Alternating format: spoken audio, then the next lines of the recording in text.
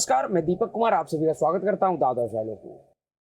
दोस्तों, आप सभी से निवेदन है कि वीडियो को पूरा देखें और अगर आपको वीडियो अच्छा लगे तो वीडियो को लाइक करें और चैनल को सब्सक्राइब जरूर करें। दोस्तों, आज हम बात करेंगे देश के सर्वोच्च न्यायालय यानी सुप्रीम कोर्ट के ऊपर। जी हाँ, आप सभी को पता होगा कि तीस्ता सितलवार को सुप्रीम कोर्ट ने फाइनली नियमित जमानत दे दिया। जी हाँ, ये वही सुप्रीम कोर्ट है जो बिहार के एक चर्चित पत्रकार मनीष कश्यप के सामने टाल ठोक रहा था। वह सुप्रीम कोर्ट और उस सुप्रीम कोर्ट में बैठे हुए मिलॉर्ड तीस्ता सितलवारों के सामने घुटने क्यों टेक देती है, क्यों तीस्ता सितलवारों के सामने नतमस्तक हो जाता है।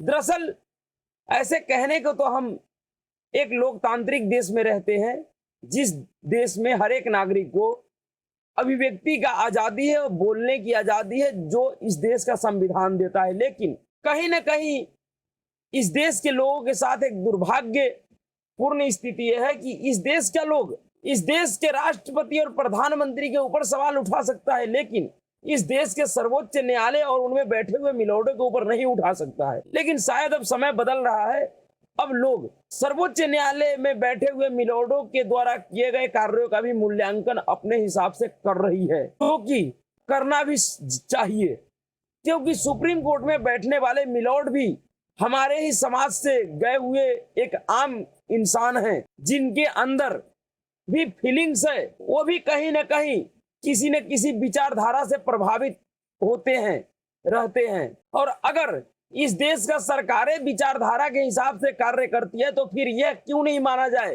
कि सुप्रीम कोर्ट में बैठे हुए मिलॉर्ड भी विचारधाराओं के हिसाब से ही काम करती है। खास करके जिस तरह से पिछले 9 वर्षों से, जब से यह एनडीए की सरकार बनी है, उसके बाद से जिस तरह का सुप्रीम कोर्ट का रवैया रहा है, उसको अगर देखा जाए तो उसके ऊपर चर्चा करना, चिंतन करना, मनन करना इस देश के हर एक नागरिक का कर्तव्य बन जाता है। दरअसल 19 तारीख के शाम को तीस्ता सितलवार को, जी हाँ, यह वही तीस्ता सितलवार है जिसके ऊपर सुप्रीम कोर्ट ने गंभीर आरोप लगाए थे। जी हाँ, ये इसी सुप्रीम कोर्ट में बैठे हुए मिलॉर्डों ने गंभीर आरोप लगाए थे कि यह एक ऐसी महिला है जो एक प्रदेश के मुख्यमंत्री के खिलाफ लगातार 20-22 वर्षों तक साजिश करती रही है।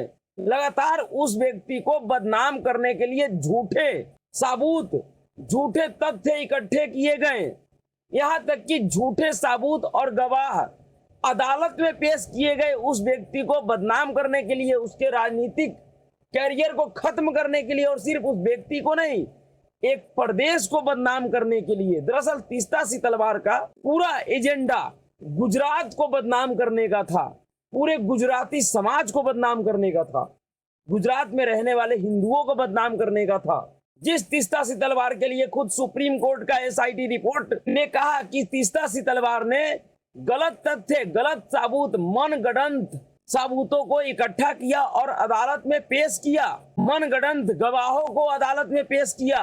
और वो क्यों? क्योंकि उस तीस्ता सितलवार को नरेंद्र मोदी के कैरियर को खत्म करना था, गुजरात सरकार को गिराना था, तबाह करना था, बर्बाद करना था। और वो यह सब अकेले नहीं कर रही थी, वह कांग्रेस पार्टी के साथ मिलकर कर रही थी। इस बात का भी खुलासा गुजरात हाई कोर्ट में हो चुका है। गुजरात सरकार के वकील गुजरात हाई कोर्ट में कह चुकी है कि तीस्ता सितलवार कांग्रेस पार्टी के दिवंगत नेता अहमद पटेल से 30 लाख रुपये लेकर वर्तमान गुजरात सरकार और उस सरकार के मुख्यमंत्री नरेंद्र मोदी के खिलाफ एजेंडा चलाती रही। किस तरह से वो सरकार, गुजरात सरकार और मुख्यमंत्री नरेंद्र मोदी को बदनाम करने के लिए गरी हुई मुर्दे, गरे हुए लाशों को उखाड़ उखाड़ के एजेंडा चला रही थी। जिस तरह का एजेंडा गुजरात सरकार और उस समय के तत्कालीन मुख्यमंत्री नरेंद्र मोदी के खिलाफ तीस्ता सितलवार ने चलाया, शायद इस तरह का एजेंडा आज तक कोई भी व्यक्ति, किसी भी नेता या किसी भी सरकार के खिलाफ नहीं चलाया। लेकिन फिर भी उस तीस्ता सितलवार के सामने इस देश का सुप्रीम कोर्ट, जो खुद ही उसके ऊपर आरोप लगाया कि तीस्ता सितलवार ने फर्जीवाड़ा किया, गलत तथ्य अदालत में पेश किए, साजिश रचा नरेंद्र मोदी के खिलाफ, वही सुप्रीम कोर्ट फिर इस तीस्ता सितलवार को जमानत भी दे देती है। अब कहीं ना कहीं यह लोगों को सोचने पे मजबूर करता है, यह कैसा सुप्रीम कोर्ट है उसमें बैठे हुए न्यायाधीश किस तरह का न्याय कर रहे हैं कि एक व्यक्ति के सामने खुलकर सुप्रीम कोर्ट के न्यायाधीश ताल ठोकते हैं कि तुमने एक शांत प्रदेश को प्रभावित करने का कोशिश किया, उसके खिलाफ तुमने साजिश किया, उस प्रदेश में अशांति फैलाने की कोशिश की। सिर्फ कोशिश करने मात्र से एक व्यक्ति के खिलाफ जिसका नाम मनीष कश्यप था, उसके सामने इसी सुप्रीम कोर्ट में बैठे हुए यही मिलोड ताल ठोक रहे थे।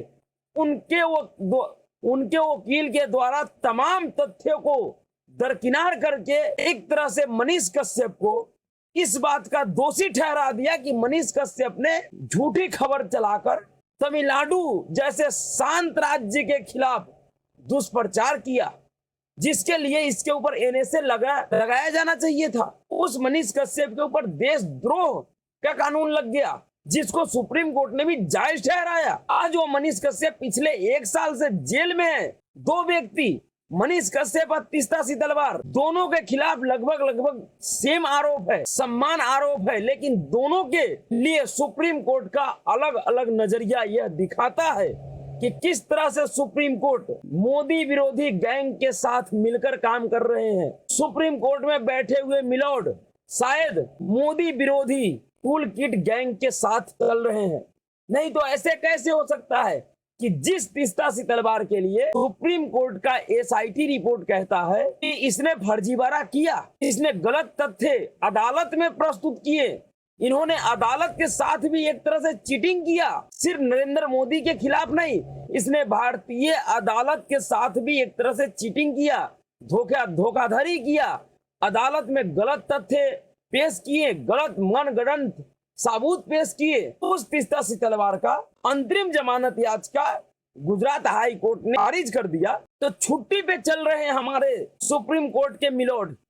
शनिवार वाले दिन, छुट्टी के दिन, एक मनोरंजन कार्यक्रम में अपना मनोरंजन कर रहे थे। उसी बीच में तीस्ता सितलवार के लिए एक नहीं 2 बेंच गठित किया और रात के 10 बजे तक, छुट्टी वाले दिन रात के 10 बजे तक अर्जेंट सुनवाई करके तीस्ता सितलवार को अंतरिम राहत दिया। 1 हफ्ते का उनको जमानत दिया और यह टिप्पणी किया कि 1 हफ्ते का अगर जमानत तीस्ता सितलवार को मिल जाता तो क्या आसमान टूट के गिर जाता। लेकिन यही सुप्रीम कोर्ट मनीष कश्यप, जिसके लिए उनका वकील देश के सुप्रीम कोर्ट के चीफ जस्टिस के सामने यह दलील देते रहे कि मिलोड, जिस खबर के लिए मनीष कश्यप के ऊपर एनएसए लगाया गया है, जिसके लिए उसे दोषी माना जा रहा है, देशद्रोही साबित किया गया, वही खबर इस देश के कई एक मीडिया संस्थान ने चलाया। कई एक इलेक्ट्रॉनिक मीडिया से लेके प्रिंट मीडिया तक ने अपने अखबारों में छापा, अपने चैनलों पे चलाया, लेकिन उन मीडिया संस्थानों के खिलाफ तो कोई कार्रवाई नहीं हुआ।